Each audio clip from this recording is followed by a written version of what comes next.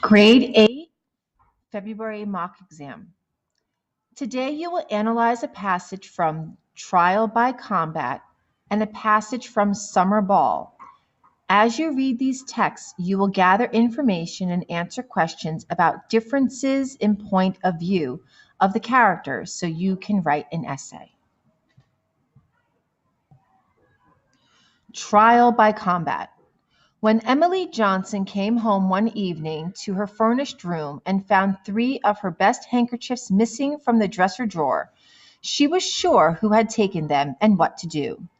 She had lived in the furnished room for about 6 weeks, and for the past 2 weeks she had been missing small things occasionally. There had been several handkerchiefs gone, and an initial pin which Emily rarely wore, and which had come from the 5 and 10. And once she had missed a small bottle of perfume and one of a set of china dogs. Emily had known for some time who was taking the things, but it was only tonight that she had decided what to do. She had hesitated about complaining to the landlady because her losses were trivial and because she had felt certain that sooner or later she would know how to deal with the situation herself. It had seemed logical to her from the beginning that the one person in the rooming house who was home all day was the most likely suspect. And then one Sunday morning, coming downstairs from the roof where she had been sitting in the sun, Emily had seen someone come out of her room and go down the stairs, and had recognized the visitor. Tonight, she felt she knew what to do. She took off her coat and hat, put her packages down, and while a can of tamales was heating on her electric plate, she went over what she intended to say. After her dinner, she closed and locked her door and went downstairs. She tapped softly on the door of the room directly below her, and when she thought she heard someone say, "Come in," she said, "Mrs. Allen," then opened the door carefully and stepped inside. The room, Emily noticed immediately, was almost like her own. The same narrow bed with the tan cover, the same maple dresser and armchair. The closet was on the opposite side of the room, but the window was in the same relative position. Mrs. Allen was sitting in the armchair. She was about 60, more than twice as old as I am, Emily thought, while she stood in the doorway, and a lady still. She hesitated for a few seconds, looking at Mrs. Allen's clean white hair and her neat dark blue housecoat before speaking. "Mrs. Allen," she said, "I'm Emily Johnson." Mrs. Allen put down the Woman's Home Companion she had been reading and stood up slowly. "I'm very happy to meet you," she said graciously. "I've seen you, of course, several times, and thought how pleasant you looked." "It's so seldom one meets anyone, really," Mrs. Allen hesitated. "Really nice," she went on, "in a place like this." "I've wanted to meet you too," Emily said. Mrs. Allen indicated the chair she had been sitting in. "Won't you sit down?" "Thank you," Emily said. "You stay there. I'll sit on the bed." She smiled. "I feel as if I know the furniture so well. Mine's just the same." "It's a shame," Mrs. Allen said, sitting down in her chair again. "I've told the landlady over and over you can't make people feel at home if you put all the same furniture in the rooms.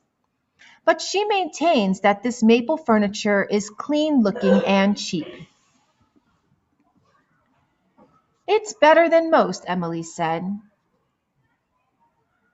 "You make yours look much nicer than mine." "I've been here for 3 years," Mrs. Allen said. "You've only been here a month or so, haven't you?" "6 weeks," Emily said. "The landlady told me about you. Your husband's in the army." "Yes, I have a job here in New York." "My husband was in the army," Mrs. Allen said. She gestured at a group of pictures on her maple dresser. "That was a long time ago, of course. He's been dead for nearly 5 years. Emily got up and went over to the pictures. One of them was a tall, dignified-looking man in an army uniform. Several were children.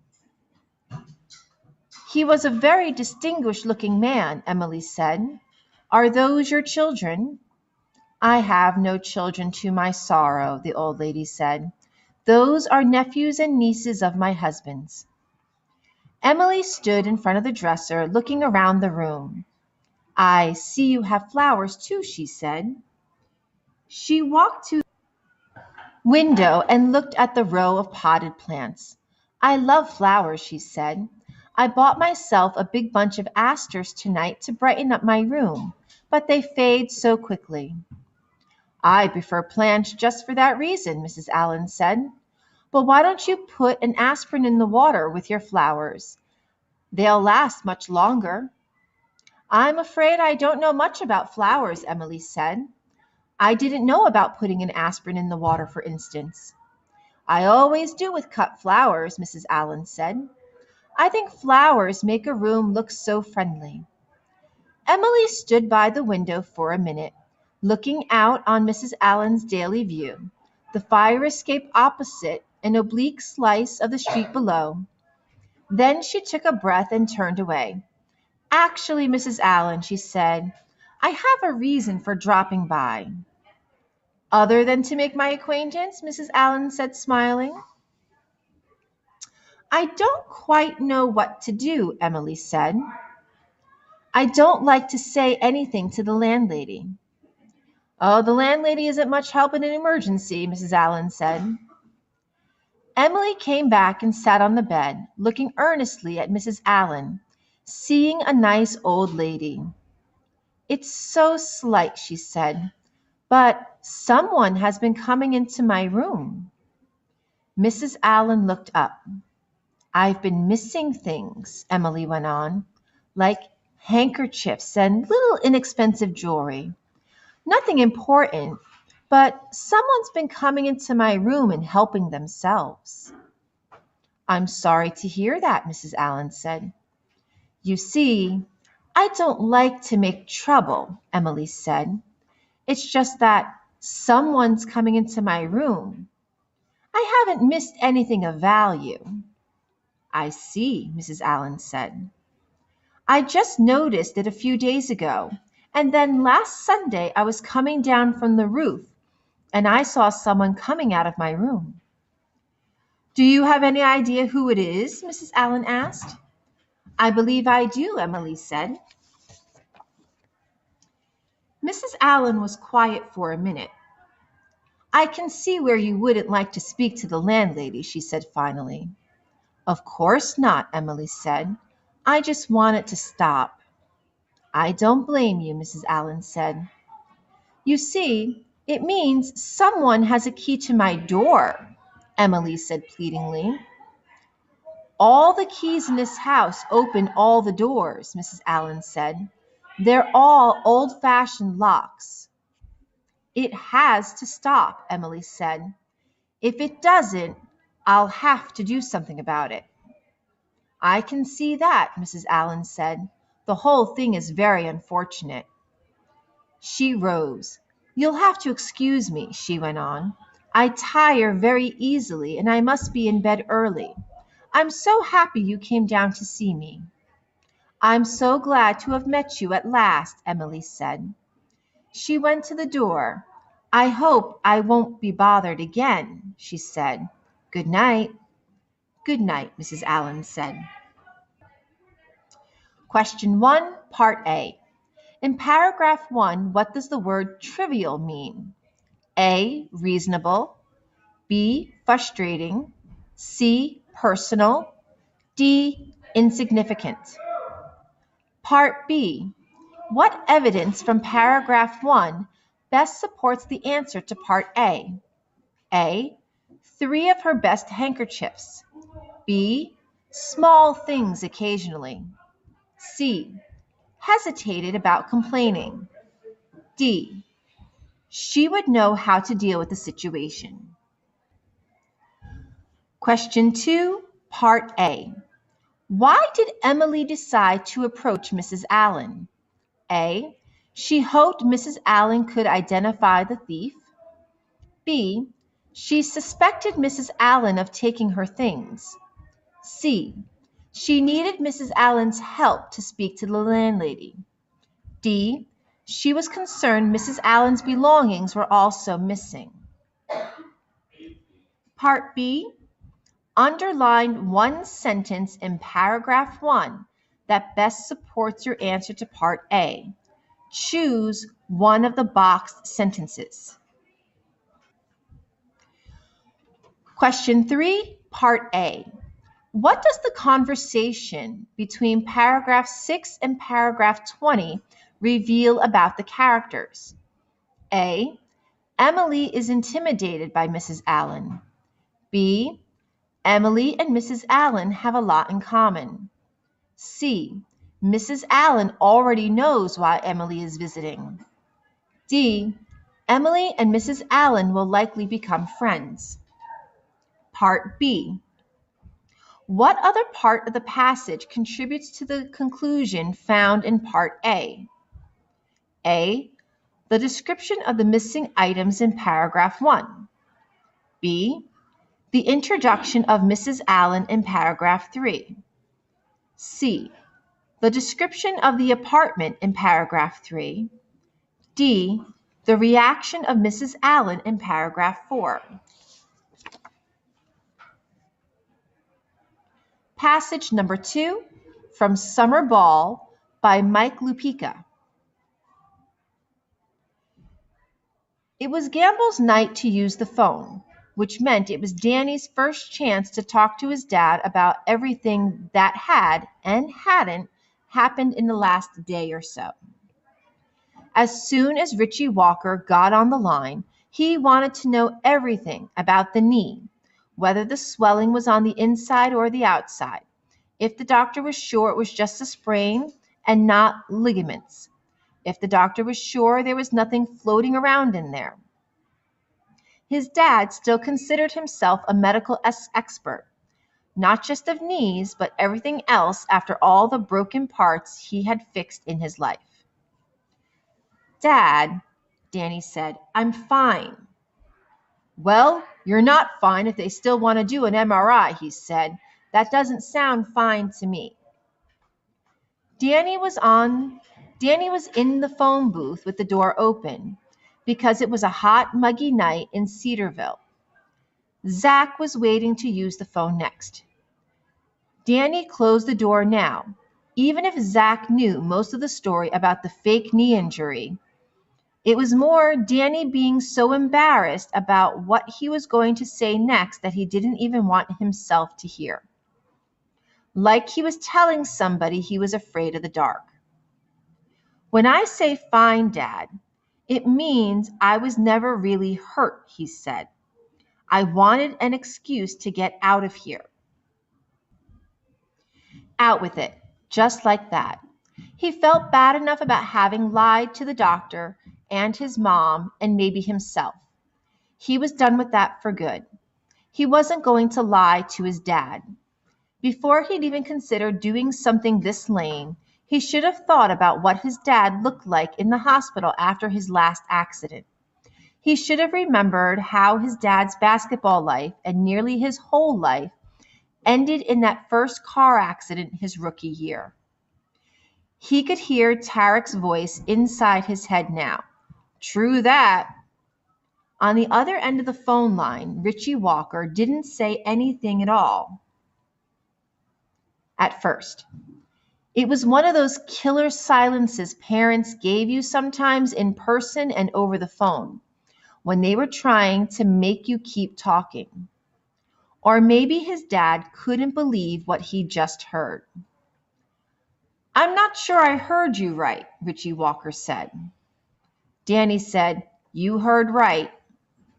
Finally, Richie said, That's not you. There was another pause, and then he said, Man, that's never been you. Dad, Danny said, I know that now. I would have figured it out on my own. But Tess, she's here. got in my face the other night and made me see how dumb I'd been. He paused before he said, Dad, believe me, there is nothing you could say that would make me feel worse than I already do.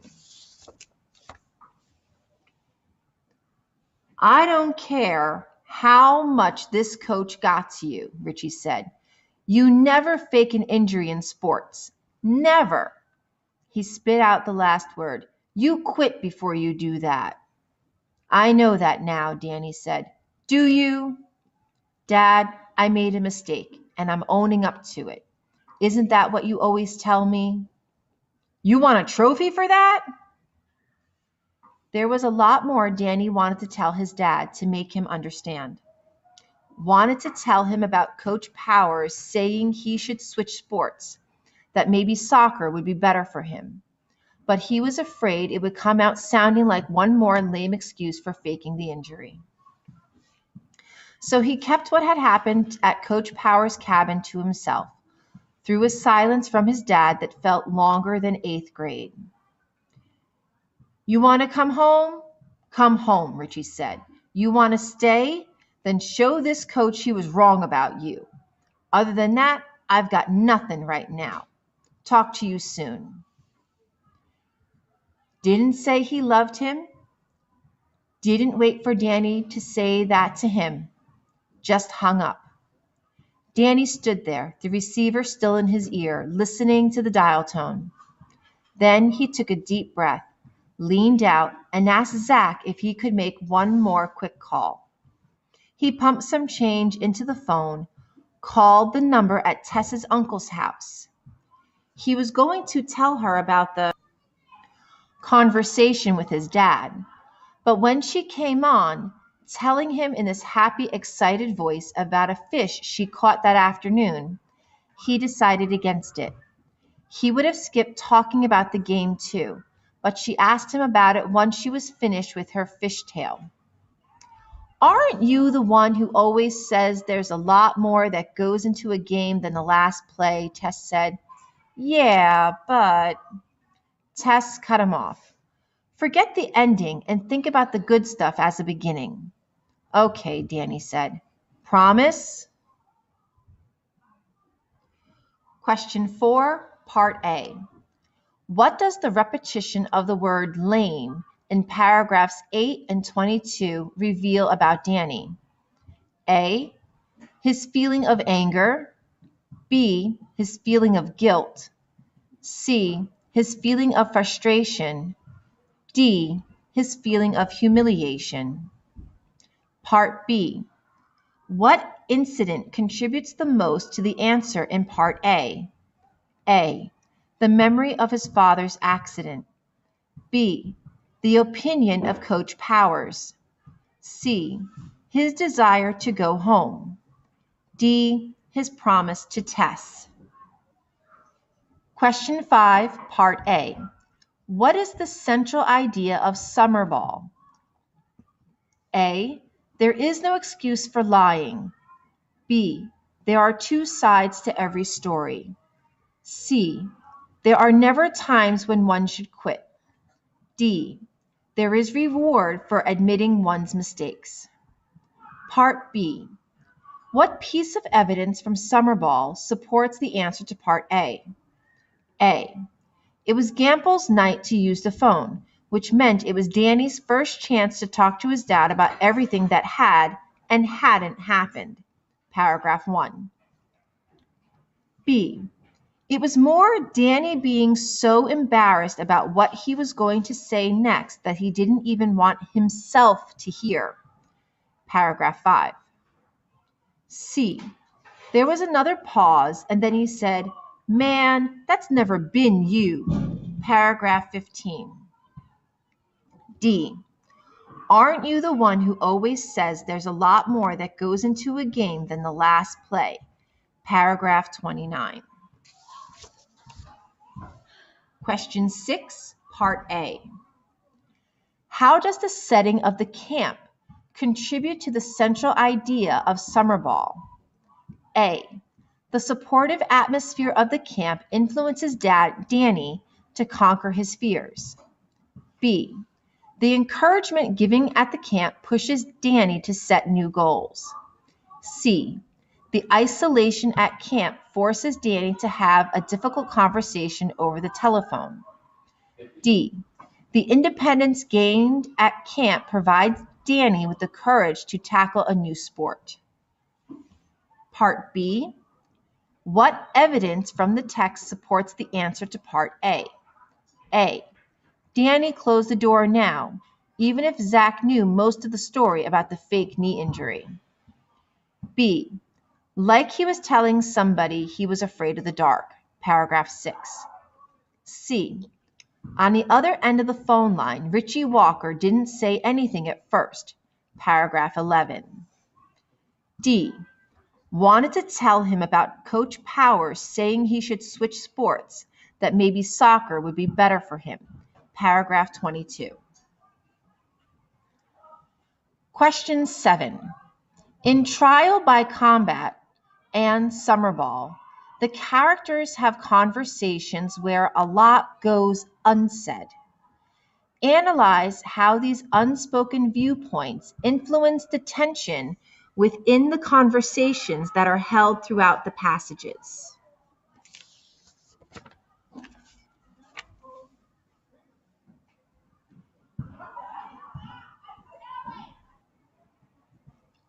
Third passage, This World by Mary Oliver. I would like to write a poem about the world that has in it nothing fancy, but it seems impossible. Whatever the subject, the morning sun glimmers it. The tulip feels the heat and flaps its petals open and becomes a star. The ants bore into the peony bud, and there is a dark pinprick well of sweetness. As for the stones on the beach, forget it. Each one could be set in gold. So I tried with my eyes shut, but of course the birds were singing, and the aspen trees were shaking the sweetest music out of their leaves. And that was followed by, guess what? A momentous and beautiful silence, as comes to all of us in little earfuls, if we're not too hurried to hear it. As for spiders, how the dew hangs in their webs, even if they say nothing or seem to say nothing. So fancy is the world, who knows, maybe they sing. So fancy is the world, who knows, maybe the stars sing too. And the ants, and the peonies, and the warm stones. So happy to be where they are, on the beach, instead of being locked up in gold. Question 8, Part A. In line 7 of This World, what does the phrase bore into mean? Dig a hole. B. Intensely stare at. C. Quickly break apart. D. Build small nests in. Which word from This World helps the reader understand the meaning of the phrase bore into? A. A star. B. Bud. C. Well. D. Sweetness. Question 9, Part A. In This World, what technique does a poet use to emphasize the central idea? A. Similes comparing plants to animals. B. Personification of objects in nature. C. A vivid description of the speaker. D. The creation of a solitary mood. Part B. Which two pieces of evidence support the answer in Part A? Choose two. The tulip feels the heat. B. Becomes a star. C. Bore into the peony bud. D. The birds were singing. E. A momentous and beautiful silence. F. And the warm stones so happy to be where they are. Question 10, Part A. How does the poet reveal the speaker's attitude about life? A. By including advice on how to complete creative work. B. By listing plans that ensure one's time is well spent. C. By providing a description of how to study the behaviors of plants and animals. D. By showing the benefits of slowing down and appreciating one's surroundings. Part B. Which phrase from the poem best supports the answer in Part A? A. I would like to write a poem. B. Of course the birds were singing. C. And that was followed by. D. If it were not too hurried to hear it. Question 11, Part A. What is the central theme of this world? A. People sometimes destroy nature. B. People should study nature. C. Nature is wonderfully complex. D. Nature is ancient. Part B.